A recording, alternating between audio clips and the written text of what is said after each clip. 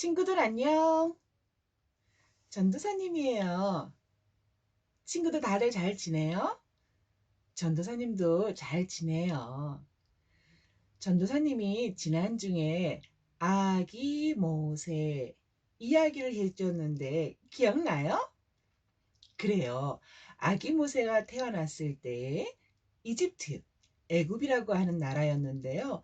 그때의 왕, 파라오라고 하는 왕은 모든 이스라엘의 남자아이가 태어나거든 나일강에 던져서 죽여버려라 라고 했어요. 왜냐하면 이스라엘 사람들이 점점점 많아지니까 혹시 저 이스라엘 사람들이 우리를 다 쳐부수고 자기네 나라로 만드는 거 아니야? 라고 걱정을 했었거든요. 그런데 아기 모세가 태어났을 때에 그 엄마와 아빠가 이 아기 모세를 갈대로 만든 상자에 잘 넣어서 나일 강가에 두었잖아요. 그것을 누가 찾았어요? 맞았다. 바로 파라오 왕의 딸 공주가 발견했잖아요. 그래서 그 공주가 이 아기 모세를 왕자로 키웠던 거예요. 오늘은 그랬던 모세를 하나님께서 부르시는 그 내용을 이야기해 주려고 그래요. 하나님께서 모세를 부르신 것에는 특별한 아주 스페셜한 이유가 있었거든요. 오늘 성경 말씀 볼까요? 그래서 나는 지금 너를 누구에게 보낸대요? 파라오. 그래요. 애굽의 왕을 파라오라고 하잖아요. 이집트의 왕인 거예요. 파라오에게 보내려고 하니 너는 가거라. 가서 누구의 백성? 내 백성, 하나님의 백성인 거예요. 내 백성을 이스라엘 사람들을 이집트에서 다 구해내어라 라고 하신다는 거예요. 이렇게 하나님께서 모세를 부르시기 전에 어떤 일이 있었냐면 모세 나이가 40살이 되었을 때였어요. 그때는 파라오 궁전에 사는 왕자였지요. 그런데 이게 웬일이에요? 바깥에 나가봤을 때 이집트 사람들이 자기 사람, 이스라엘 사람들을 막 치고 괴롭히는 걸 본 거예요. 모세는 참을 수가 없었어요. 그래서 그 이집트 사람을 막 때려줬는데 그 사람이 죽었었던 것이죠. 그것이 파라오에게 알려지면 나는 분명히 죽을 것이다. 그래서 40세 때의 모세가 궁전을 도망쳐서 멀리 아주 멀리 미디안이라고 하는 광야, 사람이 많이 살지 않는 광야에 가서 거기 있는 이드로라고 하는 사람을 만나고 그 사람의 딸 십보라와 결혼을 해서 살고 있을 때였어요.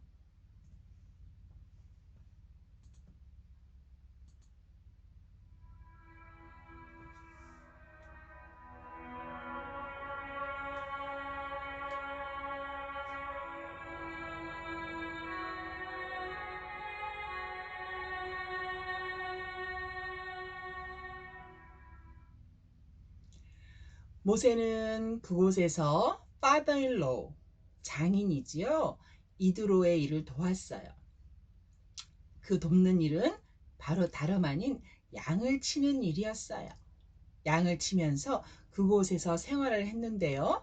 자그마치 40년 동안 생활을 했죠. 그러면 지금은 모세 아저씨가 몇 살 됐을까요? 그렇죠. 80, 80살이 되었던 거예요. 이때도 모세는 여전히 양을 치고 있었어요.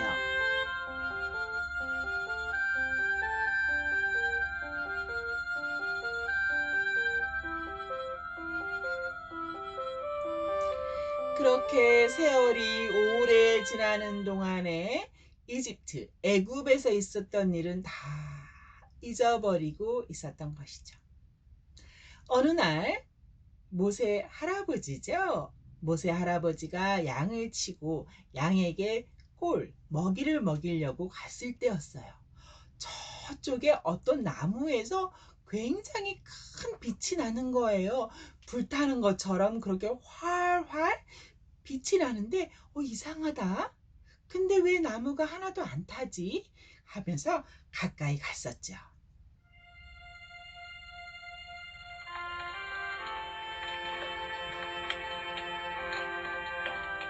보세요. 나무에서 불이 붙은 것 같은데 이상하게 나무가 타지를 않는 거예요. 모세는 점점 가까이 갔어요. 그런데 그곳에서 소리가 들렸어요.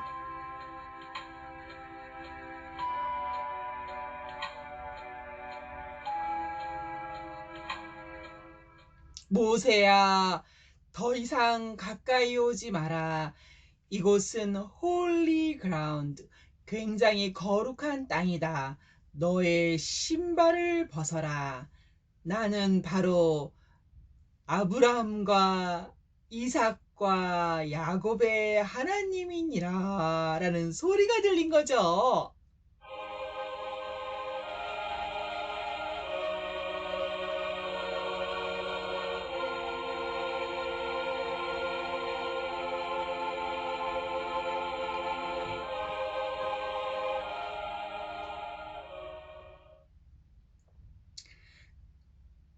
모세가 어땠을까요? 그래요. 너무너무 놀라서 땅에 납작 엎드렸어요. 그때 계속해서 소리가 들렸어요.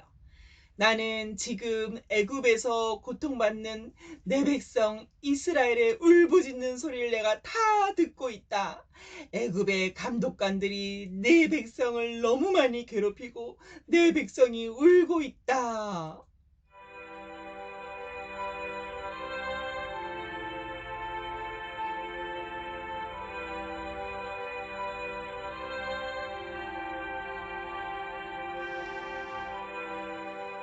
내 백성이 얼마나 많이 괴로워하는지 나는 잘 알고 있다.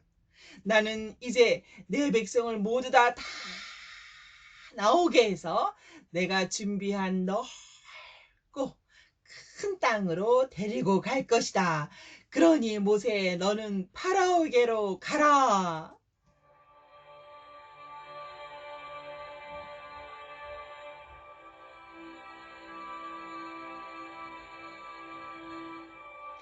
저기 파란 왕관을 쓴 사람이 바로 파라오예요.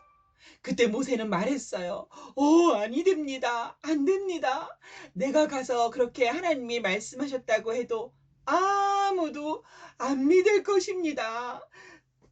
아무도 저를 믿지 않을 터인데 어떻게 사람들이 저를 따라 나오겠습니까? 그때 하나님이 말씀하셨어요. 걱정하지 말아라.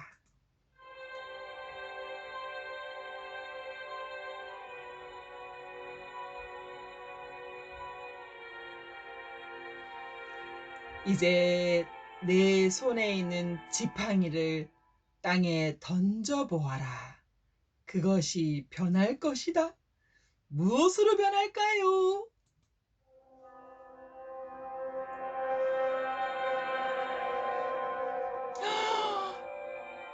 그래요. 그 지팡이가 뱀으로 변한 거예요. 모세는 깜짝 놀랐어요. 와, 하나님께서는 지팡이를 뱀으로 바꾸시는 분이시네. 또 하나님께서 말씀하셨어요. 뱀의 꼬리를 탁 잡아보아라. 다시 지팡이가 될 것이다. 그래요. 지팡이가 됐어요. 그래도 모세 마음에 여전히 다른 사람들이 믿지 않을 것이라고 하는 염려가 있다는 것을 하나님이 아셨어요. 그래서 두 번째로 이렇게 말씀하셨어요. 여전히 사람들이 믿지 않는다면 너의 손을 옷 속에 싹 넣었다가 빼보아라.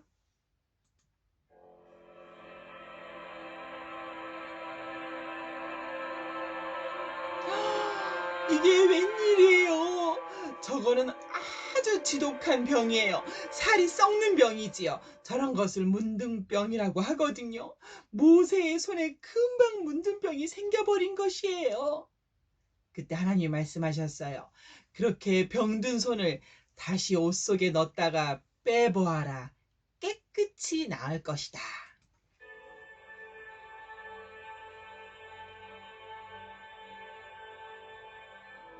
하나님은 모든 병을 없게도 하시는 분이시군요.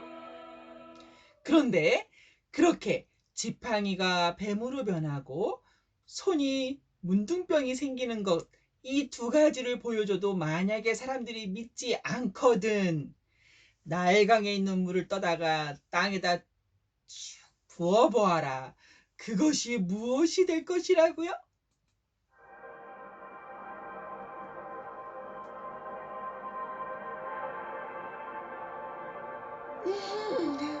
나일 강물이 땅에 닿자마자 모두 다 피로 변해버렸어요. 그러나 모세는 여전히 두려웠어요. 그리고 모세가 말했어요. 하나님, 저는 사람 앞에서 또 파라오 왕 앞에서 말을 잘하는 사람이 아닙니다. 저는 말하는 것을 너무 못하고 두려운 사람입니다. 그때 하나님께서 말씀하셨어요. 너의 형 아론이지요. 너의 형 아론이 올 것이다. 그는 왕과 사람 앞에서 말을 잘할 것이다. 그러니 이제부터 내가 모세 너에게 해주는 모든 말들을 너의 형 아론에게 이야기해라. 그러면 아론이 사람들 앞에서 너 대신 말을 할 것이다.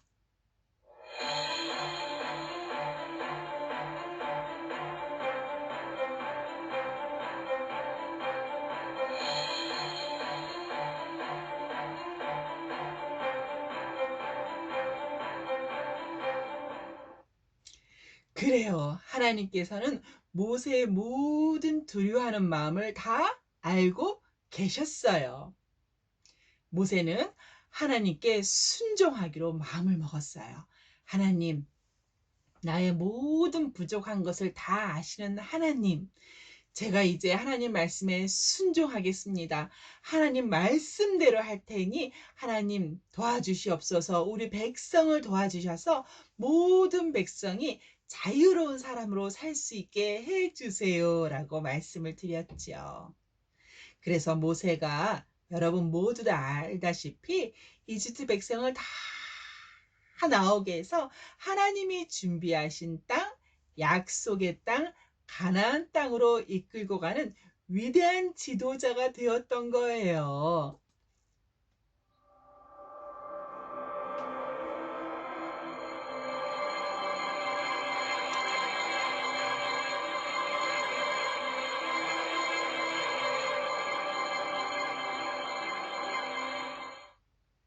그래요. 오늘 모세를 부르신 하나님, 또 부르신 하나님께 순종했던 모세를 통해서 우리가 중요한 것을 배웠어요. 하나님께서 가장 중요하게 생각하는 마음은 다름 아닌 순종하는 마음이에요. 아무리 큰 능력이 있고 많은 것을 배우고 했더라도 순종하는 마음이 없는 사람을 하나님은 쓰실 수가 없는 거예요. 모세는 나이가 80세가 되었는데도 하나님 말씀에 순종하기로 결심을 한 것이지요.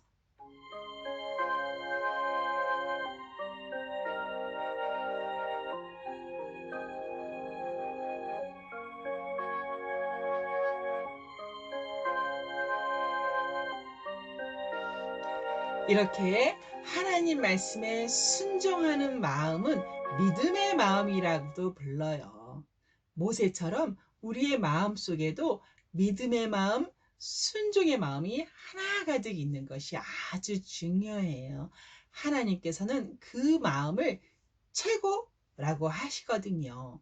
하나님 말씀 열심히 배워서 하나님이 말씀하신 대로 순종해서 사는 우리 꿈의 나라 어린이가 되어야겠는데 우리 기도 같이 하려고 그래요. 우리 같이 손 모으고 우리 모세의 마음, 순종하는 마음, 우리 마음에 하나 가득 있게 해달라고 그렇게 기도할게요. 두 손, hands together. 그렇죠. 기도하는 마음. 자, 눈 감고 전도사님이 기도할게요. 하나님 감사합니다. 오늘 모세를 통하여서 모세에게 있어서 가장 중요한 마음, 순종하는 마음, 믿음의 마음을 배웠습니다.